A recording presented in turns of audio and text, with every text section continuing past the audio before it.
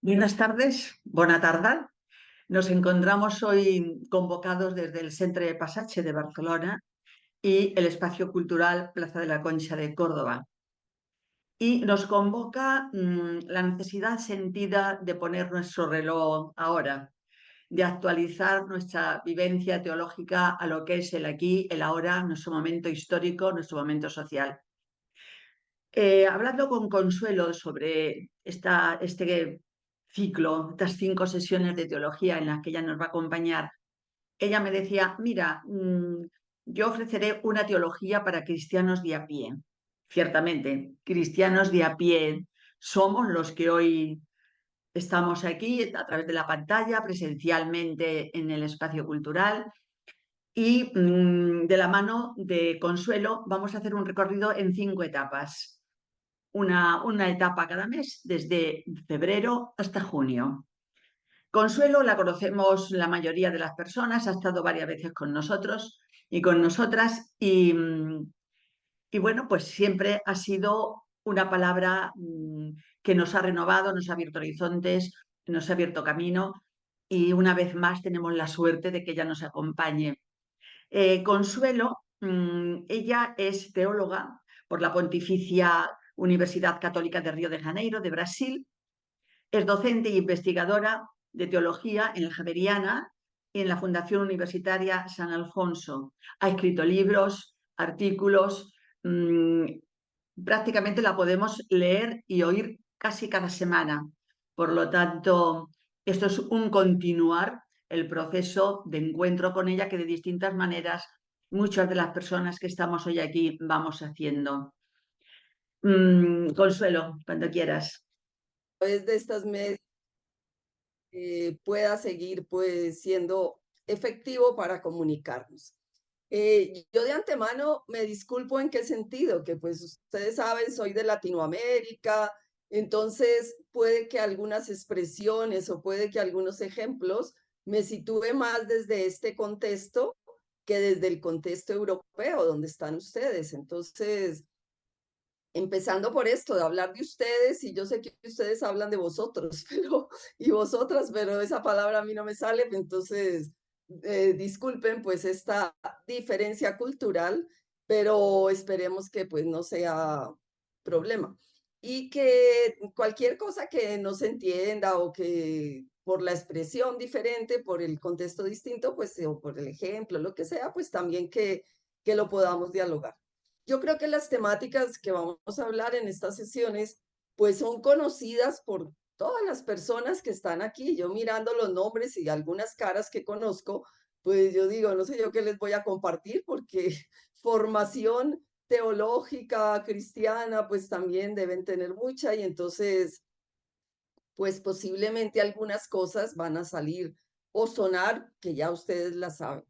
De pronto, lo más rico de este espacio podría ser el que a partir de las cosas que yo afirme, pues que después en un diálogo podamos enriquecernos mutuamente, porque como digo, yo creo que ustedes también conocen mucho de estas temáticas y entonces podemos es enriquecernos más que creer que yo les voy a dar no sé qué novedad. Pues yo voy a hablar unos 45 minutos, no sé si Carmina le parece bien. Eh, Parece que sí. Y luego, pues, hablamos, pues ella es la que distribuye un poco el tiempo, si hay preguntas o comentarios o enriquecimiento por parte de ustedes. Yo tengo una presentación, pues, muy sencilla del Power antiguo, porque hoy en día los jóvenes ya hacen unas presentaciones maravillosas, pero yo en esto ya me estoy empezando a quedar atrasada y entonces yo estoy con el Power de siempre, donde hay unas letras que espero no leer totalmente, pero que al ponerlas de pronto ustedes pueden ir viendo como por dónde vamos. Y este material, pues yo se lo comparto a Carmina por si a ustedes después les sirve para otra presentación o alguna cosa o para leerlo más detenidamente. Entonces, pues yo voy a apagar también mi cámara para presentarla no sé si puedo compartir, creo que sí. Em, y Consuelo, sí, luego, puedes compartir pantalla. vale, gracias. Y de todas maneras, como al compartir, uno como que pierde, pues ya no las ve a las personas que están ahí. Si alguien necesita hacer una aclaración o preguntar, o Carmina misma, pues nos dice, o sea, empieza a hablar y pues yo escucho, por lo que no podemos como levantar la mano porque no se ve cuando uno está compartiendo. Entonces, primero apago mi cámara, luego voy a ver si logro compartir.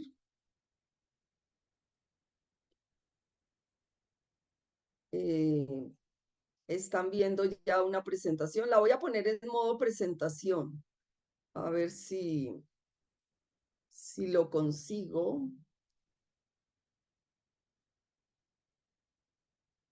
Ya.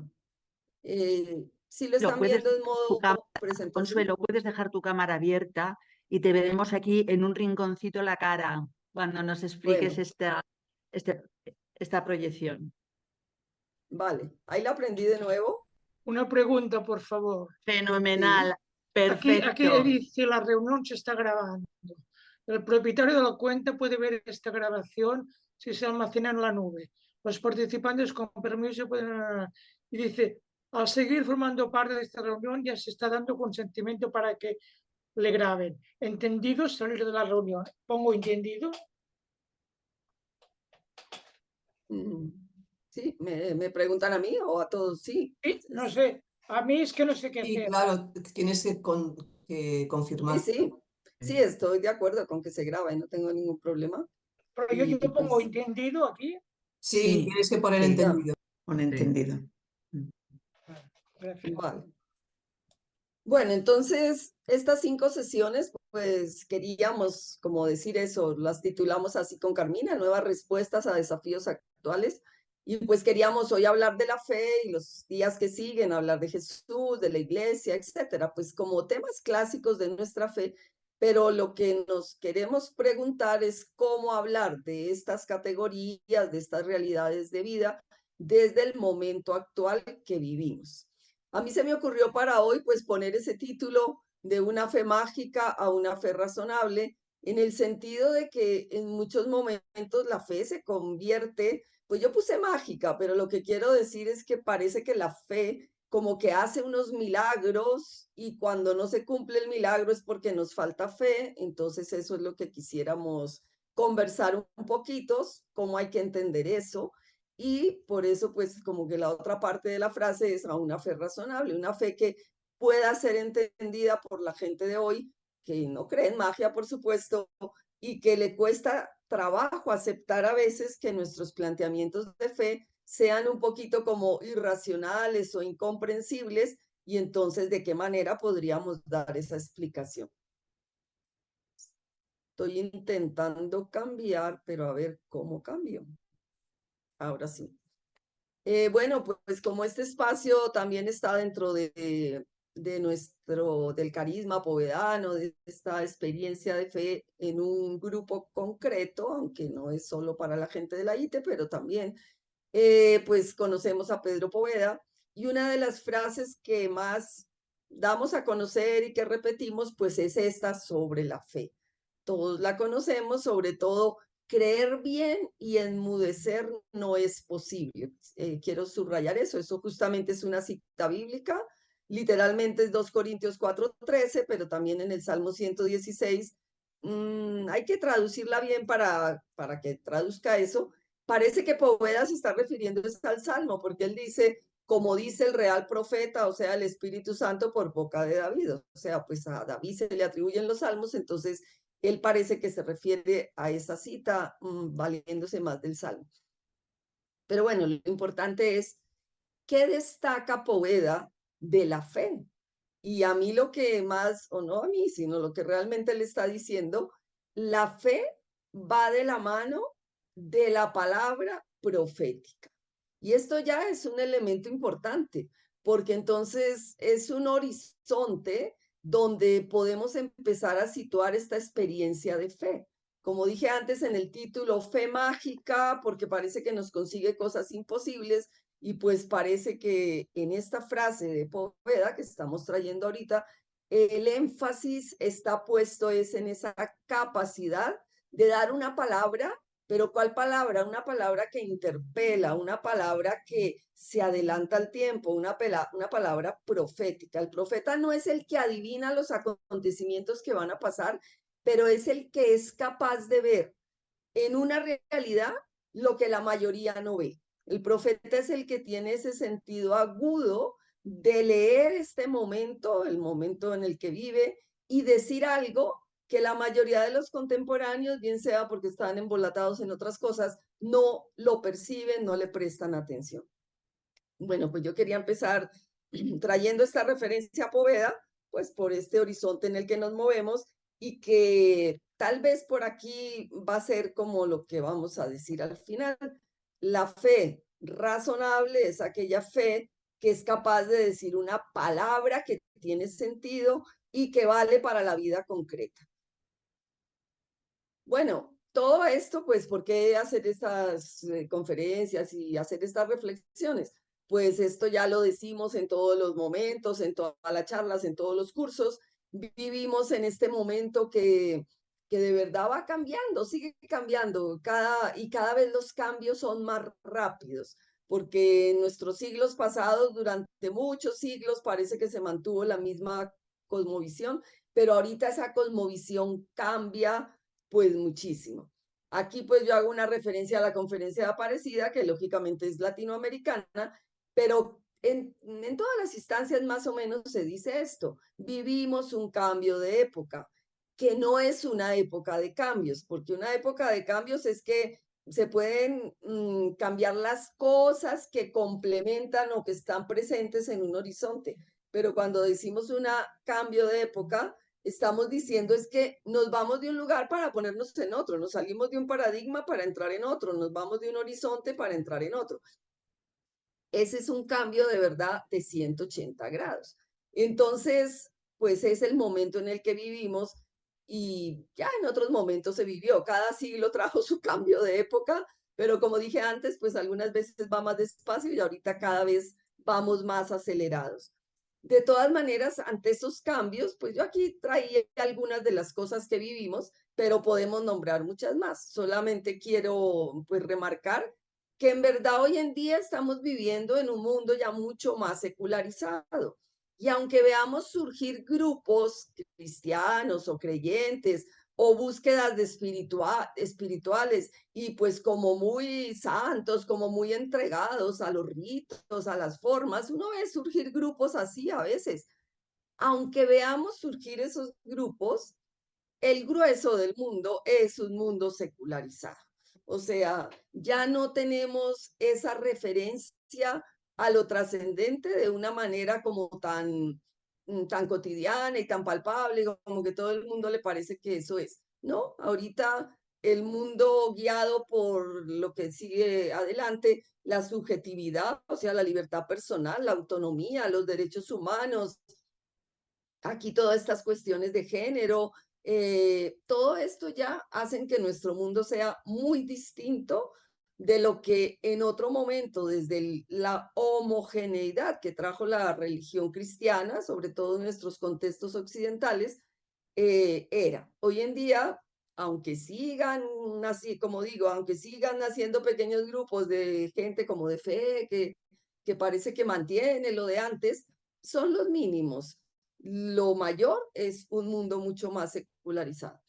Entonces, hay muchas cosas que son positivas, pero que también nos interpelan con los peligros, pues olvidarse totalmente de Dios o dejar de lado el bien, la solidaridad, poner todo el énfasis en lo económico y olvidar todas las otras dimensiones del ser humano, pues valernos de la ciencia, de la técnica, pero también no hacernos las preguntas éticas que esto conlleva, tener y valorar las culturas propias, pero siempre estamos en la tensión entre mantener una hegemonía cultural, que casi siempre pues es de los poderosos de alguna forma, que son los que imponen su cultura y no se valora la cultura más local, más propia de tantas realidades distintas. Ahorita nos movemos entre la denuncia del colonialismo y los que pues quieren mantener los legados coloniales, el pluralismo cultural y religioso, valoración del cuerpo, pero también el peligro de quedarse solo en sensaciones. Ahora, lo que es cierto es que de un mundo de certezas y de poder decir verdades como que se cumplían en todo momento y en toda realidad, pues hoy ya no vivimos así. Y el peligro es caer en el relativismo. Pero la salvación no es volver al autoritarismo de unas afirmaciones universales para siempre. Bueno, en este cuadrito lo que yo quería poner es que de todas formas nuestro mundo realmente ha cambiado y aunque uno de pronto mantenga, y de pronto nosotras aquí muchas que ya, como yo dije al principio, ya no me pasé a hacer presentaciones en sistemas más modernos porque me parecen un poco complejos, o ya no los quiero aprender, estoy como en otra onda. Entonces uno puede que se resista al cambio y no vea los cambios que de verdad se están haciendo. Entonces uno dice, no, pues mi mundo sigue igual porque yo sigo haciendo las mismas cosas. Pero bueno, esa no es una actitud positiva. Por lo menos hay que enterarse cómo va cambiando el mundo y saber que las cosas siguen su marcha. Así yo reserve mi pequeño mundito en lo que yo vivo y en las seguridades que yo ya tengo, pero las nuevas generaciones y muchas cosas de nuestra realidad cambian profundamente. Y entonces aquí es donde la pregunta es, bueno, ¿la iglesia acompaña estos cambios?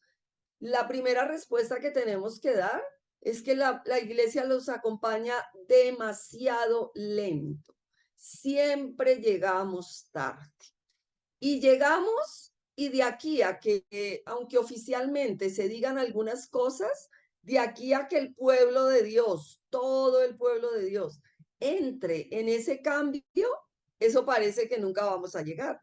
Ahí hay una cosa que tal vez de pronto es por la idea que tenemos de fe, que no caminamos más rápido, pero tal vez si cambiáramos nuestra manera de entender la fe, caminaríamos más rápido.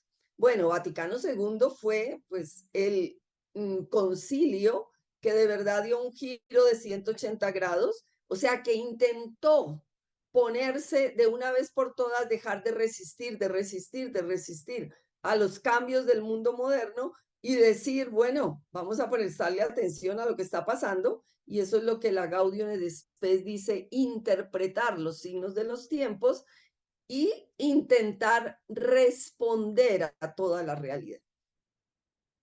Miren que ayer yo hablaba con una persona, por ejemplo, en Vaticano II, una cosa que quedó clara es que la vida religiosa y el ministerio ordenado no es ningún estado de perfección. No es que ellos se entreguen más que los laicos. No es que ellos tengan un seguimiento más radical que los laicos. Eso se expresaba en la expresión, valga la redundancia, estado de perfección que se le atribuía a la vida religiosa.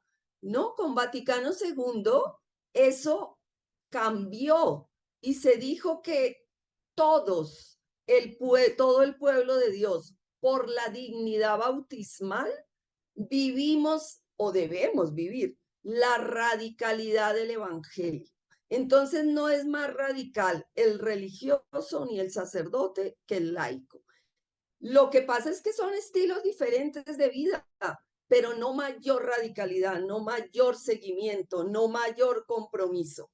Bueno, esto ya se dijo en Vaticano II y todavía estamos discutiendo esas cosas en la vida práctica. Que quién se compromete más, que quién se compromete menos. Y ayer hablaba yo con una persona sobre este tema y decíamos eso, no acabamos de hacer el giro de que eso ya no es el horizonte del seguimiento de la vida cristiana. Todos los cristianos, todo el pueblo de Dios, laico, vida religiosa, ministerio ordenado, estamos llamados a la radicalidad del seguimiento, pero cada uno escoge dónde lo vive, con quién lo vive, bajo qué nombre, bajo qué carisma, bajo no sé qué. Pero todo eso no da mayor compromiso. Bueno, no sé si alguna persona dice, no, no estoy de acuerdo con usted porque claro, yo he dejado todo y el otro no deja nada. No, es que la idea es que todos sigamos a Jesús con todo el amor y toda la radicalidad. Cada uno desde donde ve que lo puede hacer. Bueno, ese es un ejemplo que pongo ahora, que ni siquiera lo traía en esta diapositiva, pero que como lo hablé ayer y yo casi siempre hablo de lo que hablo porque voy viviendo en el presente. Y me parece que podría ilustrar lo que significó el cambio de Vaticano II, uno de los muchos cambios que hizo Vaticano II. Ahora bien, a pesar de que se hicieron esos cambios y están escritos, por decir así, claro que toda escritura tiene limitaciones. Y en el mismo Vaticano II, pues si uno lo lee como así con mucha precisión, uno ve que a veces hay alguna contradicción, que a veces una frase es muy abierta y la otra como que se devuelve. Pero digamos, el espíritu del Vaticano II fue de caminar al ritmo de los tiempos. Pero eso nos asustó. Y a los 20 años después de haber proclamado Vaticano II, el Papa Juan Pablo II convocó al sínodo, a un sínodo de obispos en el año 85, que para revisar Vaticano II, para ver cómo se estaba poniendo en práctica. Y sinceramente, aunque la intención pudo ser buena, la consecuencia después de ese sínodo lo que hizo fue retrasar un poco el camino, como asustarse, por ejemplo, como para acabar con la vida religiosa, que justo aquí no hay religiosas y se me ocurre a mí poner ese ejemplo, pero desde el compromiso que vivimos tal vez nos puede servir algo. La vida religiosa había salido de sus colegios seguros y se había ido a los barrios. Bueno, pues en 1985 se asustaron. Digo fecha, no quiere decir ese año, quiere decir en ese espacio temporal. Y entonces empezaron a pensar, como le pasó a los israelitas cuando salieron al desierto, ¿no será que exageramos? ¿No será que eso no teníamos que haberlo hecho? Uy, ahora nos quedamos sin propiedades y ahora ¿cómo vamos a servir a los pobres? Bueno, decían muchas cosas. Empezó a retrasarse el paso. Pongo el ejemplo de la vida religiosa, pero lo podemos decir a todos los otros niveles. El ministerio ordenado, el sacerdote era mucho más con la gente y tal. De repente se asustó, uy, estoy perdiendo identidad. Y entonces, ¿en qué hemos caído? En el clericalismo que hoy el Papa critica. Y bueno, los laicos que nos habíamos comprometido aquí en América Latina con las comunidades eclesiales de base. Hacíamos todo en la liturgia, preparábamos, nos sentíamos comprometidos con la realidad. De repente se empezaron a perseguir tanto las comunidades eclesiales de base que los laicos otra vez volvimos como a recoger velas y a quedarnos un poquito más tranquilos en la misma estructura piramidal de antes de Vaticano II. A todo eso se le llamó invierno eclesial.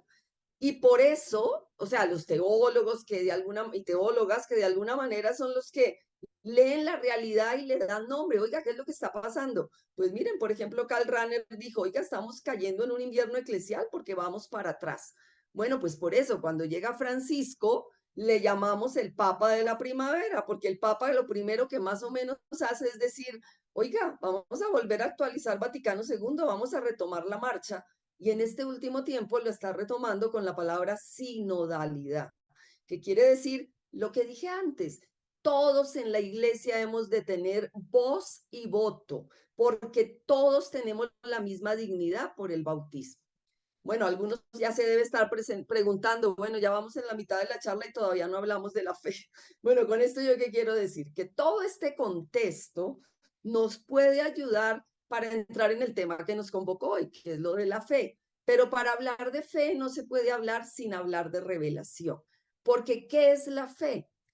En el sentido así como abstracto, creemos que la fe es creer en verdades ya reveladas por Dios. Y si ustedes, pues, tal vez no alcanzan a leer todo lo que dice ahí en la diapositiva, pero como les digo, no es para que lo leamos, sino para que luego ustedes lo lean con más calma en su casa después. Ahí dice, en Vaticano I, creíamos que la fe era creer en las verdades reveladas por Dios.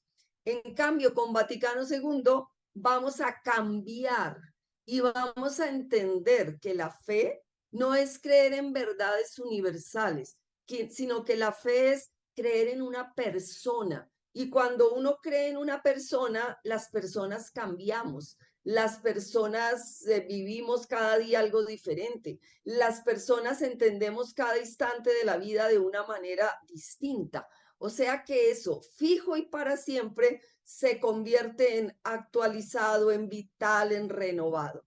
Ese fue el cambio inmenso que hizo Vaticano II, de una fe que se entendía como creer en verdades universales y para siempre.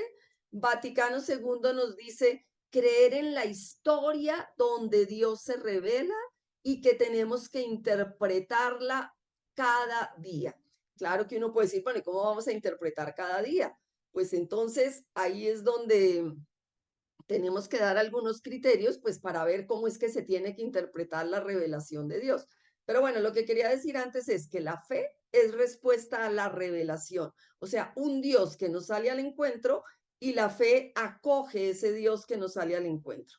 Pero en el paradigma de Vaticano I, ese Dios parece que nos había dado un montón de normas y mandamientos a cumplir y la fe era acoger esas normas y esos mandamientos. Con Vaticano II llegamos a entender que Dios no es que nos haya dado unas normas y unas verdades abstractas, sino que ha mandado a su Hijo Jesús, en quien se reveló viviendo la historia que Jesús vivió. ¿Y qué es lo que tenemos que hacer? Entender a la persona de Jesús para entender lo que Dios nos dice a través de él. Y con lo que nos dice, desde lo que él hizo y dijo, poder vivir nuestra vida hoy y aquí. Bueno, en esta diapositiva no me voy a detener, simplemente eso es lo que decía Vaticano I, pero en el fondo Vaticano I hablaba de dos niveles de revelación: lo natural, que es lo que vivimos, y lo sobrenatural, que parece que Dios un día salió del cielo, trajo las tablas de la ley y ya nos dio los mandamientos y entonces hay que cumplir en eso. ¿Qué es lo que va a hacer Vaticano II? Todo lo que acabé de decir. Dios se revela en la historia, Dios se revela en hechos y palabras y las tenemos que interpretar cada día. Este es un texto de Carlos Mester, un biblista que estuvo en América Latina pues toda su vida prácticamente, y él hablaba de lo siguiente, no lo voy a leer todo, pero quiero decir esto: revelación de Dios no es solo el hecho en sí del pasado, es mucho más que todo eso. Revelación quiere decir arrancar el velo que cubre la realidad y mostrar así el rostro de Dios que allí se esconde y nos sonríe. Luego, la palabra de la Biblia que narra los hechos del pasado arranca el velo de los hechos de nuestra vida, revelándonos el rostro de Dios que allí se esconde. No voy a leer más, pero en el fondo la idea es esa revelación de Dios que quedó consignada en la Sagrada Escritura, es estéril si no nos ayuda a encontrar la revelación de Dios en nuestra historia aquí y ahora. Pero claro, entonces ahí supone entender bien la revelación. ¿Qué es la revelación? La revelación no es solamente el texto escrito, consignado en la Sagrada Escritura. La revelación es la vida del pueblo de Israel que supieron plasmar en un texto escrito, y la revelación es la vida de la primera comunidad cristiana que supieron plasmar esa experiencia también en un texto escrito. Todo el Antiguo Testamento es un texto paradigmático, o sea, es modelo de cómo ese pueblo entendió la presencia de Dios en su historia. Entonces, lo que nos sirve es, si ellos entendieron la revelación de Dios en su historia de esa manera, ¿cómo podemos entender nosotros la revelación de Dios en nuestra historia con lo que vivimos hoy? En ese sentido, la Sagrada Escritura es paradigmática y no es palabra literal que tenemos que aplicar al pie de la letra. En el Antiguo Testamento, pues aquí no me voy a detener mucho, pero lo primero que el pueblo de Israel experimenta es la liberación. Y porque sienten que Dios los libera, entonces se formula la siguiente premisa: este Dios que nos liberó es el Dios que nos creó. Y porque ellos descubren que este Dios los liberó gratuitamente y los creó, formulan los mandamientos, pero más que decir mandamientos, que suena a deber, viven la alianza, que la alianza quiere decir el compromiso, la relación mutua entre ese Dios que los liberó y el pueblo que tuvo la suerte de tener esa liberación. Realmente el único mandamiento que el pueblo de Israel vive con toda fuerza es esa sentirse el pueblo de Yahvé y que Dios es el Dios de ese pueblo. Luego lo expresan en los mandamientos, pero ese ya es un momento segundo. Entonces aquí ya salen claves hermenéuticas para entender cómo es la revelación de Dios. La revelación de Dios no es que nos revela mandamientos a cumplir. La revelación de Dios es que nos invita a entrar en la experiencia de su amor liberador, y ese amor liberador nos hace vivir en estado de alianza, o sea, en estado de relación con Él. Entonces, ¿qué es la fe? Vivir ese encuentro personal con Dios.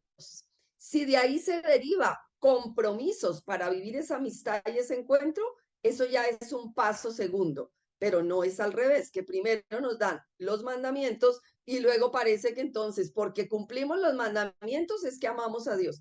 Y debería ser al revés, porque amamos a Dios, es que entonces nos surgen actitudes que queremos vivir para mantener, para enriquecer, para ser fieles a esa relación establecida por Dios.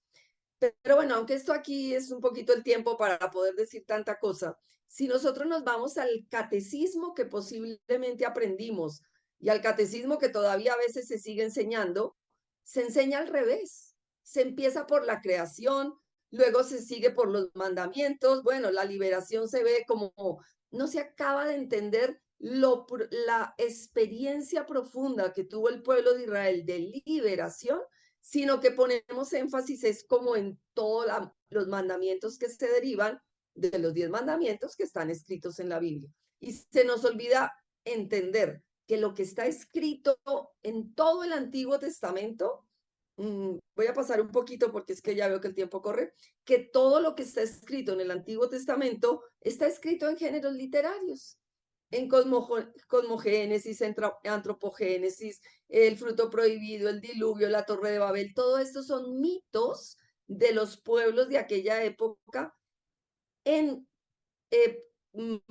a través de los cuales ellos nos revelan la experiencia fundamental de revelación de Dios hacia ese pueblo. Ellos lo que ven es que Dios camina con ellos en su historia, reconocen ese camino de Dios con ellos en su historia, pero no en otra historia por allá en el cielo, sino aquí, en este aquí y ahora.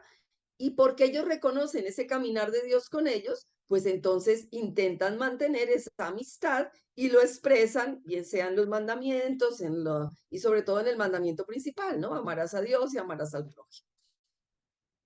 Todo eso es un lenguaje mítico.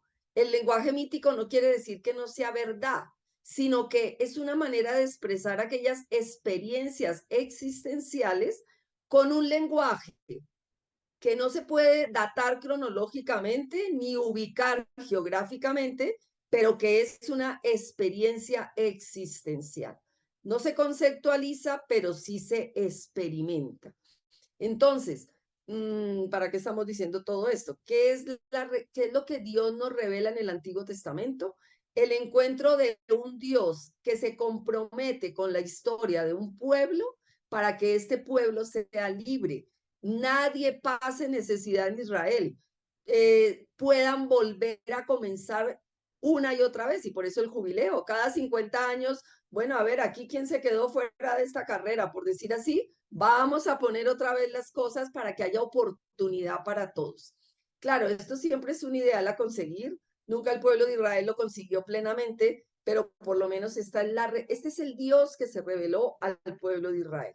Y en el Nuevo Testamento, pues que se convierte en el criterio de experiencia para nosotros que nos llamamos cristianos. En el Nuevo Testamento toda esta revelación de Dios se da a través de la vida de Jesús. Por eso es tan importante conocer la vida de Jesús. Y lo malo es que de la vida de Jesús, como que la sabemos como el cuentico que nos han enseñado, pues en el catecismo también, pero no llegamos a entender la hondura del compromiso histórico que vivió Jesús. ¿Y cuál es el compromiso histórico que vivió Jesús? Poner en acto lo que ya el pueblo de Israel entendió y que expresó en el Antiguo Testamento. Si el pueblo de Dios en el Antiguo Testamento sintió que el amor de Dios hacia ellos era totalmente gratuito, porque ellos eran el pueblo más insignificante de ese tiempo, ¿qué es lo que va a hacer Jesús? Poner en acto ese amor gratuito e incondicional de Dios, diciendo que los primeros del reino son los insignificantes de la época en el que él vive. Por eso él se sienta a comer con prostitutas, con fariseos, con publicanos, con pobres, con enfermos, porque esos que el pueblo de Israel cree que son excluidos en nombre de Dios, Jesús lo que está es poniendo en acto esa revelación de Dios en el Antiguo Testamento, que para el Nuevo Testamento se convierte en la praxis que vivió Jesús. Entonces, ¿cuáles son los criterios hermenéuticos para interpretar la revelación de Dios? Esa revelación de Dios, hay un cambio de lugar hermenéutico, de un lugar único, literal, universal, a una praxis del seguimiento en los diferentes contextos. Cambio de sujeto hermenéutico, de un sujeto que parece que ve la historia de salvación allí como el cuentico que le cuentan, y uno lo ve en las películas, y uno lo repite, y uno lo enseña, a entender que la interpretación nos implica a los sujetos de hoy que estamos interpretando, y entonces depende de nosotros lo que podamos entender de cómo Dios se revela hoy. Y cambio del horizonte hermenéutico, entonces no se va tanto de que allá está escrita la Sagrada Escritura y ahora la vamos a aplicar a nuestro contexto, sino de qué preguntas surgen de nuestro contexto para iluminarlas con los datos de la Sagrada Escritura. O sea, es esto que a nivel de las ciencias humanas y a nivel social se habla que se cambió del método inductivo al deductivo, de la praxis a la teoría. Bueno, pues esto también pasa en nuestra experiencia de fe, en nuestra comprensión de la Sagrada Escritura. Por tanto, pues no sé si fue demasiado rápido todo lo que yo dije y seguro que ustedes ya lo sabían, pero mucho cristiano todavía no lo sabe. Muchas predicaciones en nuestra iglesia todavía no asumen que la revelación de Dios no es el conjunto de normas que hay que cumplir, sino la vida de amor incondicional de Dios que ese pueblo descubrió en su historia y que nos invita a descubrir a nosotros hoy en nuestra historia. Bueno, pues a esa revelación de un Dios que se compromete con la historia humana, ¿cómo se responde? Con la fe, pero la fe entendida como un acoger ese amor incondicional de Dios y por lo tanto una respuesta de amor a ese amor incondicional de Dios. Desde ese horizonte es que nos hacemos las preguntas, ¿qué es la fe? ¿Qué papel juega en la vida humana? Y la preguntita con la que iniciamos un poco, ¿la fe produce milagros? Entonces es lo que vamos a intentar pues ya decir en esta última parte de esta pequeña charla. En este momento histórico donde los avances de la ciencia y de la técnica han desplazado la cosmovisión mágico-sacral del mundo y han colocado en el centro la autonomía del ser humano y de la naturaleza, se hace necesario reflexionar sobre la fe y buscar su verdadero significado. Entonces, la fe ante todo es una dimensión antropológica. Todas las personas para poder vivir en el mundo necesitamos tener fe. Fe es creer en el otro, fe es establecer relación con los otros, fe es creer que la palabra del otro puede decirme algo, fe es vivir en relación. Entonces la fe, primero que todo, tiene esta dimensión antropológica. Bueno, aquí es donde uno se pregunta, no sé si para acrecentar la fe religiosa hay que hablar mucho de religión o también hay que trabajar por cuidar la fe antropológica y posiblemente nuestras sociedades actuales nos impiden vivir la fe antropológica, porque vivimos en un mundo ya de mayor desconfianza, de no me puedo fiar del otro, el otro me va a robar, el otro me va a hacer mal, el otro me va a engañar, el otro me va a hacer la zancadilla. Entonces es normal que si a nivel antropológico cada vez nos resulta más difícil relacionarnos con los demás, pues si esto ante todo es antropológico la fe, pues va a ser difícil también relacionarnos con Dios a este nivel de relación personal, no de creer verdades, como he dicho desde el principio.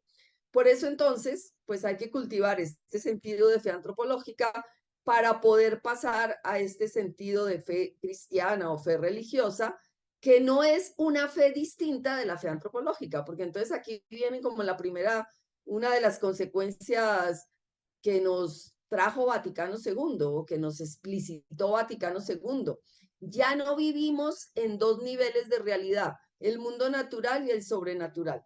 No, solo vivimos en un mismo nivel, este mundo natural, donde vivimos, soñamos, comemos, dormimos, nos morimos, nos enfermamos, soñamos, conquistamos cosas. En este mundo concreto es donde podemos encontrar al Dios revelado por Jesús. No en una historia aparte de esta, sino en esta. Entonces, de ahí la necesidad de como cambiar de horizonte y dejar de mirar para arriba y mirar a nuestra historia. Tal vez ese texto de la ascensión de Jesús de Hechos, donde los apóstoles están mirando para arriba, cuando Jesús, el texto nos cuenta que sube al cielo, pero no lo podemos tomar literalmente. Pero el texto dice, ¿qué hacen mirando al cielo? No, vayan, sigan predicando. Creo que esto es algo que tenemos siempre que recordar. La fe cristiana es una fe encarnada, y encarnada quiere decir que no tenemos que mirar tanto para arriba por hablar gráficamente, porque no es ni mirar arriba ni mirar abajo, sino por hablar gráficamente. No hay que mirar tanto para arriba, sino hay que mirar aquí, la realidad, en el aquí y ahora. Esta es la fe, y en 1 Corintios 1, Pablo dice, la fe, nuestra creencia en Cristo, dice, los judíos piden milagros, los griegos buscan sabiduría, pero nosotros anunciamos a un Mesías crucificado. Para los judíos, qué escándalo más grande, y para los griegos, qué locura. Él, sin embargo, es Cristo, fuerza de Dios y sabiduría de Dios. Dicho con otras palabras, hay mucha religiosidad que busca milagros. Hay mucha religiosidad que busca estados alfa y estados, yo qué sé qué más. Bien, pues si todo eso ayuda para que usted sea feliz, haga lo que le ayude. Pero el cristianismo, lo que nosotros anunciamos es al Jesús comprometido con esta historia humana, con la vida de la gente. Y eso sí, empezando por los últimos. Si hay algo que Jesús hizo en su historia, es anunciar que el amor de Dios comienza por los últimos. Ahora, ¿por qué? Porque es que si no garantizamos que los últimos entren de primeras, es que no van a entrar, porque no le vamos a dejar entrar. Pues todo esto estoy hablando en un lenguaje gráfico, ¿no? Pero en la práctica pasa así. El amor de Dios es el que se asegura que nadie se quede por fuera de la mesa del reino, o sea, que nadie se quede por fuera de tener las condiciones para vivir, para desarrollar plenamente su vida, su personalidad, este mundo, para tener todo lo que toda persona merece. Pero entonces hay que garantizar que los que menos tienen posibilidades sean los primeros que la reciban para que esto les llegue a todos. Ese es el Mesías crucificado. Ese es el Mesías que escandalizó a los contemporáneos de Jesús y por eso lo mataron. Y es el Jesús que sigue escandalizando a los cristianos de hoy. Cuando aquí en América Latina, perdonen que les hable de América Latina, pero ustedes también lo vivieron desde otros contextos, la fe se comprometió con la vida de los pobres, fue un escándalo. Se persiguió la teología de la liberación, se persiguió, ahí lo que dije al principio, las comunidades que se fueron a trabajar con los pobres, uy, qué ridículas, cómo se fueron para allá, mire que ahora se quedaron sin nada, y con eso no cambiamos el mundo. Bueno, ese es el escándalo del Mesías crucificado, y ese es el Jesús del cristianismo. Lamentablemente, continuamente lo desmaquillamos, lo revestimos de otras cosas que no tienen nada que ver con el Jesús revelado en la Sagrada Escritura, en el Nuevo Testamento, en la vida de Jesús. Conclusión. Entonces, ¿la fe produce milagros? Pues depende a qué milagro nos referimos. Si los milagros son conseguir algo extraordinario que no se puede hacer por los medios naturales, pues esos no son los milagros de la vida de Jesús, de la experiencia cristiana. Bueno, hay magos y logran hacer unas cosas tan raras que uno no se da cuenta cómo lo hacen, pero siempre tienen un truco.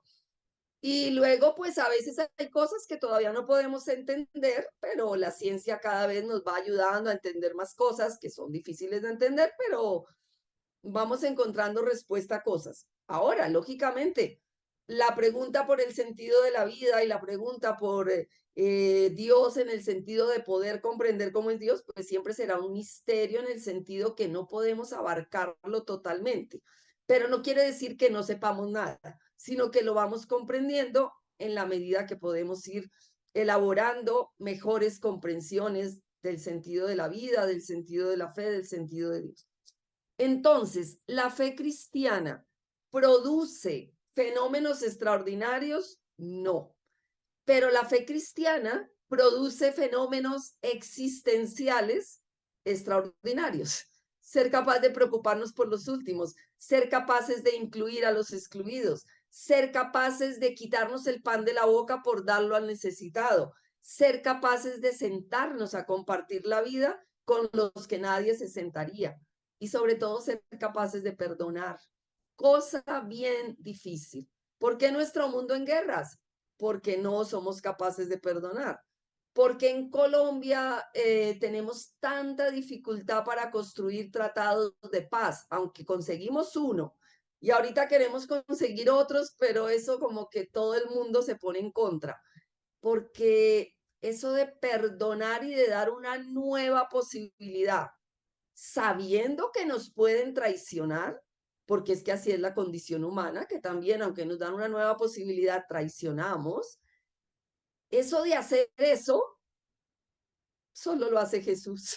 Y por eso en Jesús, sus contemporáneos reconocen ese Jesús por la manera como amó, por la capacidad de ofrecer el perdón que ofreció, es hijo de Dios. Pero claro, los cristianos estamos llamados a repetir eso que hizo Jesús. Pero eso no lo hacen las grandes masas. Y por eso nos preguntamos cómo es posible que nuestros países tan católicos, tan cristianos, y no parezca que vivimos ese amor incondicional de Dios, porque no perdonamos, porque nos encanta apoyar de pronto la pena de muerte, las armas, el castigo a no sé quién, el no darle oportunidad a no sé quién. Y somos cristianos, nos llamamos cristianos, o sea, tenemos una confusión grande en lo que es verdaderamente esta vida de fe. La fe mueve montañas, la fe nos da lo que le pedimos. En el sentido mágico, no. En el sentido de este amor incondicional, que pareciera que solo Dios lo sabe ofrecer y Jesús lo vivió. Ya a nosotros nos cuesta tanto trabajo, pues es posible, porque si Jesús lo hizo en las condiciones humanas, nos llama a que nosotros podamos hacerlo igual. Pero claro, es difícil, entonces hay mucha menos concreción de esta fe cristiana que no se ocupa de defender verdades, sino de realizar actos de amor en la historia donde vivimos hoy. Nuestro mundo tiene esta autonomía de la naturaleza, esta libertad humana, y a lo que se nos invita es que descubramos este Dios comprometido con la vida de la gente y que la fe que nosotros vivimos, lo único que vale la pena mostrar a los demás es que esta fe nos lleva a vivir este amor incondicional de Dios en el aquí y ahora de nuestro tiempo. Pero claro, ya para terminar, porque ya me pasé, ya pasé de los 45 minutos. Vienen las preguntas que ustedes ya deben tener atrás de su mente.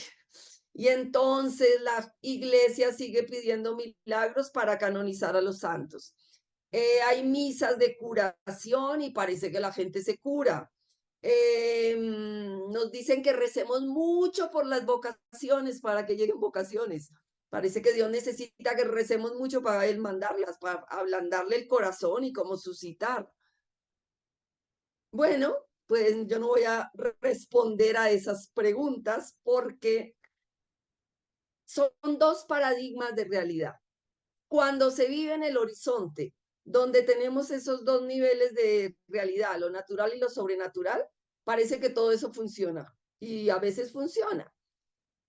Pero cuando intentamos de verdad situarnos, leer los signos de los tiempos, asumir Vaticano II con todas las consecuencias, interpretar la Sagrada Escritura con todas las consecuencias, sabemos que la fe se vive es en el compromiso del amor solidario que produce milagros mayores, y son estos milagros de la fraternidad, de la sororidad, de la justicia social, de la inclusión.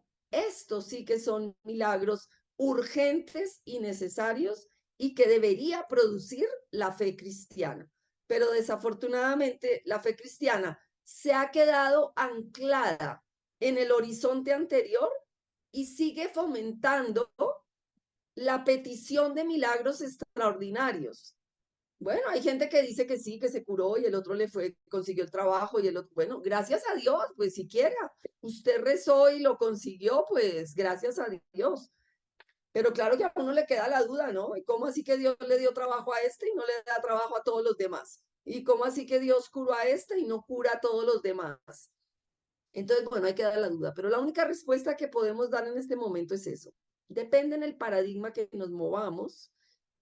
Tenemos esta división de natural y sobrenatural, o nos comprometemos con la historia que vivimos y en esa historia vivimos el milagro del amor incondicional de Dios. Ahora, la fe pasa por esos procesos, todos tenemos una fe más, pues, en que nos enseñan cosas y en que uno las aprende y que le ayudan para uno entender un poco la fe cristiana, pero también estamos llamados a esta maduración de la fe. Y la maduración de la fe, pues, es asumir con todas las consecuencias, como ya lo dije antes, que Dios se revela en esta historia y es en esta historia donde tenemos que vivir la fe.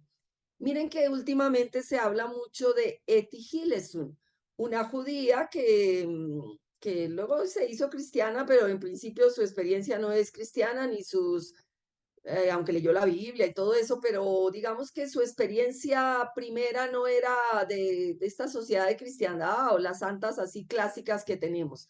Pero ¿por qué se le está reconociendo tanto? ¿Y por qué en su experiencia espiritual se ve como una experiencia muy nítida de la vida cristiana? Porque ella, cuando está allá en el campo de concentración y todo eso, ella lo que le dice a Dios es, a Jesús, yo no te voy a pedir nada. Tú lo que necesitas es que yo viva aquí. Tú lo que necesitas es que te ayudemos aquí. Pues miren, la fe cristiana es eso. No es tanto yo pedirle a Dios que me haga cosas, que me dé cosas, que me solucione problemas, sino es preguntarle a Jesús, ¿qué necesitas tú que yo haga hoy aquí? ¿Qué necesitas tú de la comunidad que yo formo que haga hoy aquí? ¿Qué necesita el mundo ver de este amor incondicional de Dios para que sea razonable creer en el Dios anunciado por Jesús? Por supuesto, como ya dije antes, a la gente le gusta el Dios mágico, a la gente le gusta que haya cosas raras, a la gente le gusta que haya muchas cosas extraordinarias y hay grupos que se forman en torno de esto y bueno, pues está bien.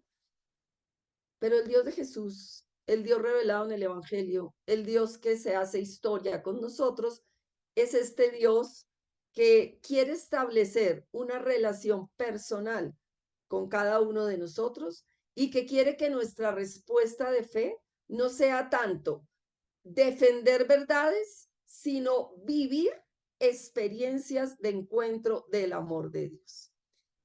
Hoy en día la iglesia se debate entre ir abriendo puertas, ir abriendo ventanas y miren los escándalos que produce. El Papa, o no el Papa, pero la Congregación para la Doctrina de la Fe saca el documento de las bendiciones para todo el mundo y todo el mundo está escandalizado. Mucha gente está escandalizada, ¿no? ¿Cómo se ocurre? Ahora, ¿cómo vamos a bendecir a los gays? Pues el amor de Dios es incondicional y total. Y no se puede negar una bendición. Pero ese Dios nos sigue molestando. Así como Jesús molestó a sus contemporáneos, este Jesús, este Dios que el Papa Francisco en muchas cosas está intentando como abrir hacia la misericordia, también molesta a muchos. Y por primera vez en la historia yo he visto a tanta gente de iglesia en contra del Papa actual que tenemos. Así que explícitamente dicen, no me gusta Francisco, este Papa no representa mi fe.